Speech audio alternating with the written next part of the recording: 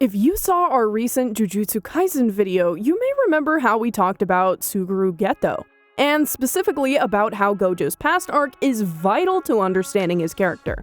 That video was more specifically about the arc's main antagonist, Toji Fushiguro. But it can't be understated how the events of that arc influenced Suguru Geto. It shows us how he goes from Satoru Gojo's best friend to the cruel sorcerer we met back in Volume 0. This video is going to be all about Suguru. We're going into his powers and exactly how he became the way he was. This video is going to touch on some events not yet covered by the anime, so be warned of spoilers going into it. But if you're still here, let's get started. We'll begin with something simple. What exactly are his powers?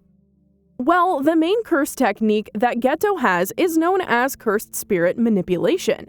It does basically what it sounds like. If Geto is able to exercise a cursed spirit, it becomes a small black orb. And if he eats these orbs, he gains the ability to control these spirits, at least if it's higher than 3rd grade. Anything 3rd grade or lower, he doesn't have to defeat them and can simply control them on the spot. But for the higher grade curses, he has to defeat them first. As long as he's able to do this, he can control the cursed spirits, and yes, this includes special grade cursed spirits. The major downside is apparently the orbs that contain the spirits taste awful. Suguru compares the taste to a dirty rag soaked with vomit.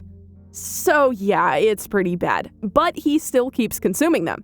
Clearly, he's got a lot of willpower. By the time of Volume 0, Geto has thousands of cursed spirits under his control.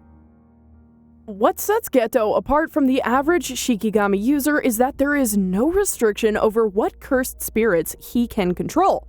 If there is a cursed spirit out there, Geto can use it as long as he is able to defeat it. He even has a few famous spirits in his arsenal, such as the Slit-Mouthed Woman, a ghost from Japanese urban legend, similar to Bloody Mary. Suguru summoned her during his fight against Toji, but Toji was able to outsmart the spirit. However, Suguru Geto isn't solely reliant on his cursed spirits. He's also shown to be quite skilled in close quarters combat, both unarmed and with weapons. During Volume 0, he's able to easily defeat Panda in hand-to-hand combat, something which Panda excels at.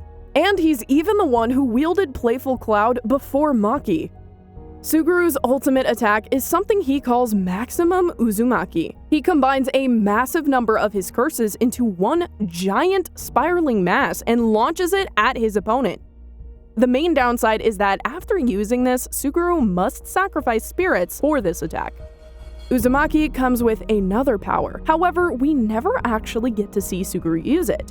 It's revealed later by Kenjaku that for every semi-1st grade or higher cursed spirit sacrificed, the user actually gains the use of their curse. So Suguru could have potentially been much stronger if he had figured this out. If you were wondering, the word Uzumaki is Japanese for spiral or swirl, so it's literally describing the shape the attack takes when Suguru uses it. If the word sounds familiar, you may already know it as Naruto's last name, or as a famous horror manga by Junji Ito. Okay, so Suguru is strong, but there is a lot more to him than just raw strength. In terms of his character, he's gone on a long journey. When he first joined Jujutsu High, he was one of the highest ranking students, almost on par with Satoru Gojo. He could have had a bright future as a Jujutsu sorcerer ahead of him. But as the years went on, Suguru Geto's worldview was slowly corrupted. When we're introduced to him during the Gojo's Past arc, he seems like a perfectly normal guy. He's basically Gojo's best friend and genuinely has good intentions.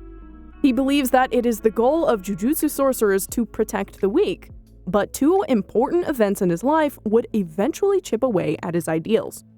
The first one is the assassination of Riko Amanai. We've covered this event and its impact during our last video, but the short version is, Riko was an innocent high school student who was killed on the orders of a cult of non-curse users. She was shot right in front of Suguru after he thought he had just saved her. Her death is what began to shape Suguru Geto's new ideals.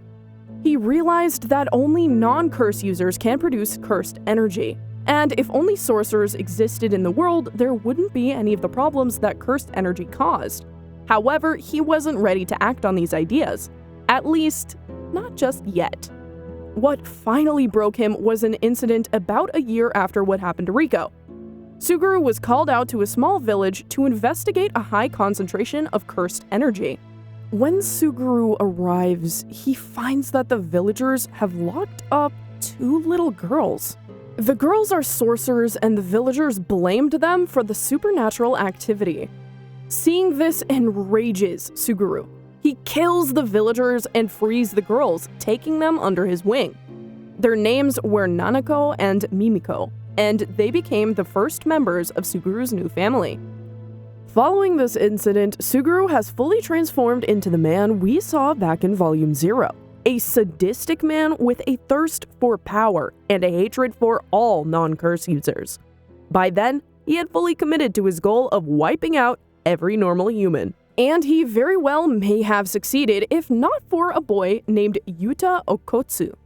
During his attack on Jujutsu High, Suguru was able to defeat those who stood in his path. But the special grade curse that Yuta had, the overly protective ghost of a dead girl named Rika, was too powerful even for Suguru. Even his maximum Uzumaki wasn't able to defeat it. It could just be coincidence, but the fact that Suguru was defeated by a dead girl named Rika while his journey into darkness was started by the death of a girl named Riko is interesting. Coincidence or not, it sort of brings Suguru's journey full circle. After losing to Yuta, Suguru manages to escape, but loses an arm in the process. He collapses in an alley where Gojo finds him. Despite Suguru having changed so much, neither of them seems upset with the other. The 2 of them seem to come to an understanding. Suguru will never change his beliefs about humans being worthless, and Gojo still wants to protect these people. So Suguru accepts his fate and allows Gojo to kill him. Before he dies, Gojo says something to Geto. The speech bubble is blanked out, so the audience doesn't actually get to see what it is. But whatever it is, it surprises Geto and makes him smile. And even after all of that, Gojo still calls him his best friend. Like with Toji, Suguru was dead before the events of the main series. He was never alive for anything that happened with Itadori and Sukuna. But also like with Toji, his impact is still felt. After his death in Volume 0, his mind may have been gone, but his body was still perfectly fine. His body ended up being the latest vessel for the brain-jacking sorcerer Kenjaku, and Kenjaku has inherited all of Suguru's cursed abilities. His cursed spirit manipulation was already a dangerous power in the hands of Suguru, so someone like Kenjaku having it is an enormous threat, especially with Kenjaku figuring out the secondary power of maximum Uzumaki. As for Suguru Geto himself, he's gone but not forgotten. He'll still be remembered as a powerful sorcerer and a dangerous opponent. But more than that, as Satoru Gojo's best friend. And with Kenjaku still in possession of Geto's body, his cursed spirit manipulation is still a major threat. With Season 3 of Jujutsu Kaisen just around the corner in 2023, anime fans will get to see more of Geto's past soon. Are you ready for the new season? And what are your thoughts on Geto?